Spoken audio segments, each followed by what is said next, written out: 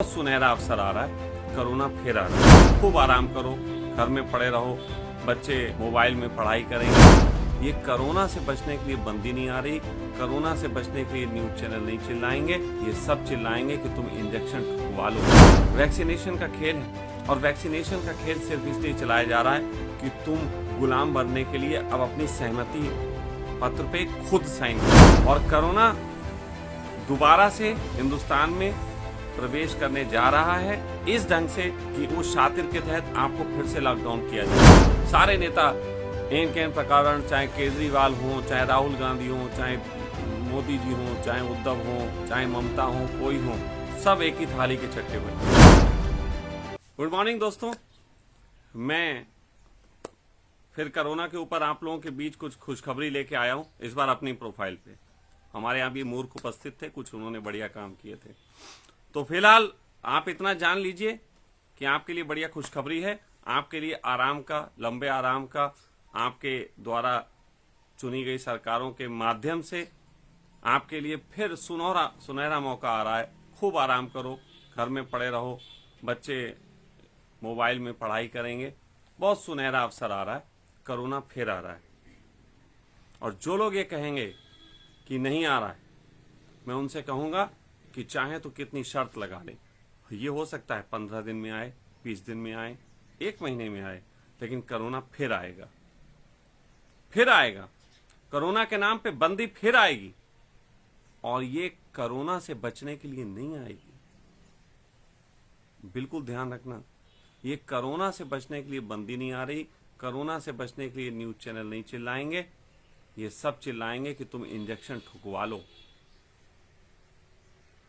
और ये अभियान इंजेक्शन ठुकवाने का जब तक पूरी दुनिया में कंप्लीट नहीं हो जाता, तब तक ये सब सरकारें मिलके, पूरे दुनिया की सरकारें, ये सब ऐसी कहेंगी। हिंदुस्तान कहेगा देखो अमेरिका में हो रहा है, अमेरिका कहेगा देखो इजराइल में हो रहा है, इजराइल कहेगा देखो चीन में हो रहा है। सब एक दूसरे के विरोध की लगते हैं। सब ऐसे लगते हैं कि चीन का हमारा बड़ा पंगा है, लेकिन चीन में वैक्सीन लगाई जाएगी तो यहाँ की सरकारें कहते हुए देर नहीं करती, वहां भी लगाई जा रही, हम भी लगा लेते हैं। वैसे एक अमेरिका की लड़की बोल देती है कि यहाँ गड़बड़ हो रहा है तो हम सब बड़ा विरोध कर लेते हैं, लेकिन अमेरिका में वैक्सीन है इसलिए हमें लगवाना बहुत जरूरी है। वैक्सीनेशन का खेल है और वैक्सीनेशन का खेल सिर्फ इसलिए चलाया जा रहा है कि तुम गुलाम बनने के लिए अब अपनी सहमति पत्र पे खुद साइन कर दो कि तुम गुलाम बनने के लिए राजी हो। ये गुलामी का खेल है, मानो या ना मानो, वो तुम्हारा काम है। तुम स्वतंत्र हो उतना ही जितना मैं स्वतंत्र हूं अपनी बात कहने के लिए। मैंने कहा था पिछले साल की नवंबर में ये कोरोना का दूसरा लहर और दूसरा स्ट्रीम आएगा। आया? हाँ, निश्चित ही उस समय हिंदुस्तान में लॉकडाउन नहीं आया, लेकिन पूरी दुनिया में बहुत देशों में लॉकडाउन स्टार्ट हुआ। और मैं जो बात कर रहा हूं ये हिंदुस्तान की नहीं कर रहा हूं, ये बात ध्यान रखना। हाँ, ये बात जरूर है कि मैं जहां बैठा हूं वहीं से प्रयास कर रहा हूं, लेकिन बात मैं पूरी दुनिया की कर रहा हूं। अब कोरोना का खेल हिंदुस्तान का खेल नहीं है, ये पूरी दुनिया का खेल है। और कोरोना दोबारा से हिंदुस्तान में प्रवेश करने जा रहा है इस ढंग से कि उस शातिर के तहत आपको फिर से लॉकडाउन किया जाए।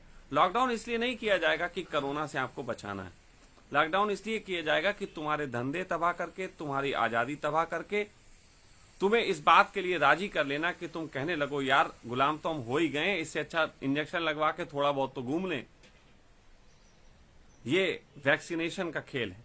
और वैक्सीनेशन के पीछे क्या खेल है वो मैं आपको पहले बता चुका हूं कि वैक्सीन के पीछे जिस तरीके की साजिश की जा रही है, जो माइक्रोचिप्स का यूज किया जा रहा है। अब माइक्रोचिप कहना गलत है, नैनो पार्टिकल्स जो हैं वो आपकी बॉडी में डाले जा रहे हैं, जो आपके जीन कोड पे कब्जा करते हैं, जिसके बारे में जो वैक्सीन बनी है आप चाहें तो उसके बारे में पूरी इंफॉर्मेशन ले सकते हैं कि उस वैक्सीन में माइक्रो जो हैं सेल्स का यूज हो रहा है। नैनो चिप्स जो हैं वो आपके शरीर में डाले जा रहे हैं।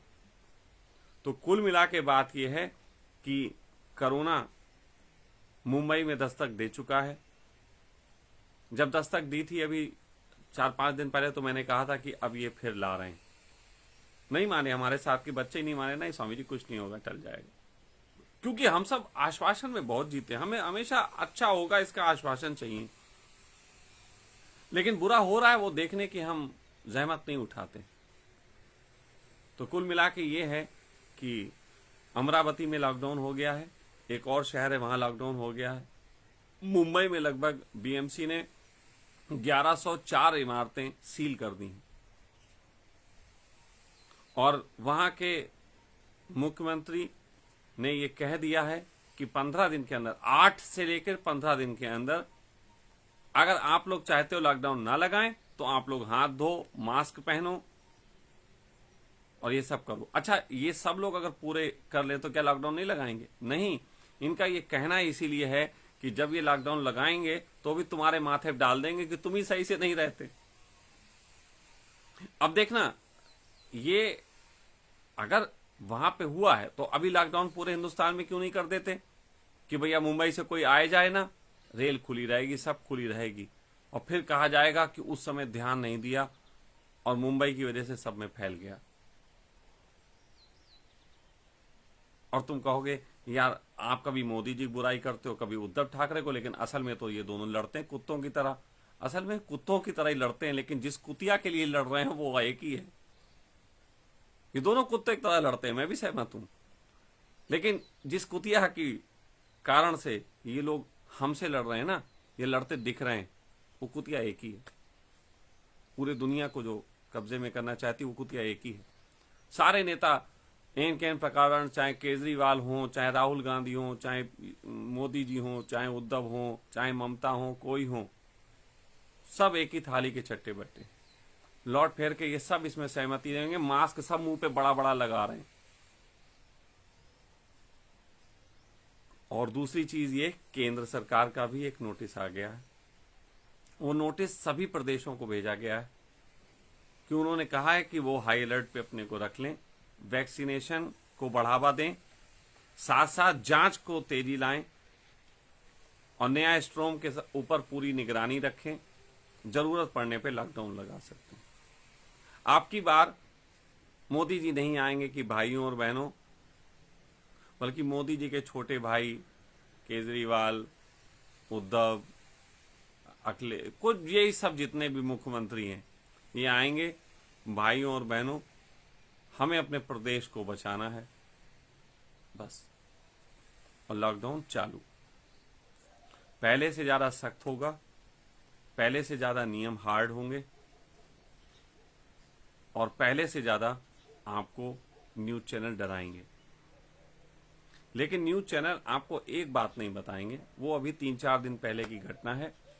बाबा रामदेव जी ने एक दवाई लॉन्च की कोरोना की, कितने मौके पे की है ना। आप देखो क्या टाइमिंग है, और ये टाइमिंग देखो आप बड़ा हैरान हो जाओगे। दवाई लॉन्च की जिसमें ये जो हमारे WHO के एक सदस्य हैं हमारे हिंदुस्तान में, वो डॉक्टर क्या नाम है उसका, हर्षवर्धन, डॉक्टर हर्षवर्धन मिनिस्टर हैं, वो भी थे, और गडकरी जी थे। गडकरी जी तुम तो सुनते हो मेरा वीडियो, तो तुमसे भी कह रहा हूं यार, तुम भी वहां थे, तो तुम दोनों लोग वहां उपस्थित थे और पीछे एक बोर्ड लगा हुआ था जिसमें लिखा था कि WHO ने सहमति प्रदान की, और सारे न्यूज चैनलों ने इसको इतना हाईलाइट किया कि बस पूछो मत।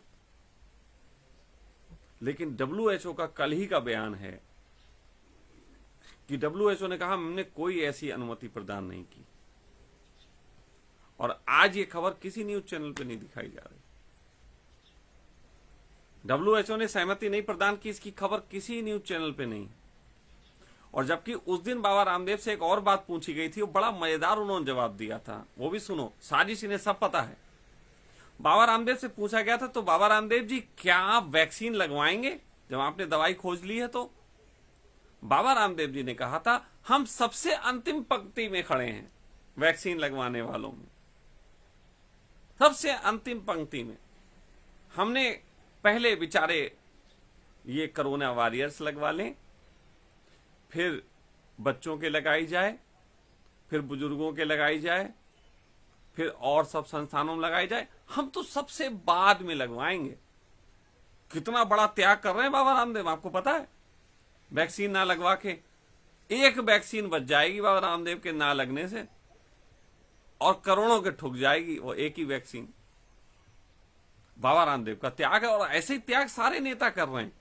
हमारे देश के सारे नेता ये त्याग करने पे लगे हैं कि वैक्सीनेशन नहीं लगाएंगे। और बड़े मजे की चीज एक और हमने वीडियो देखा था, उसमें था कि उन्होंने वैक्सीन ऐसे करके नेता गई लगवाने, उन्होंने ऐसे छुआई और वो हटा ली वहां से, हाँ हाँ और ऐसे ऐसे, हाँ लग गई वैक्सीन, कुछ छुई भी नहीं, वह फोटो खींच गया।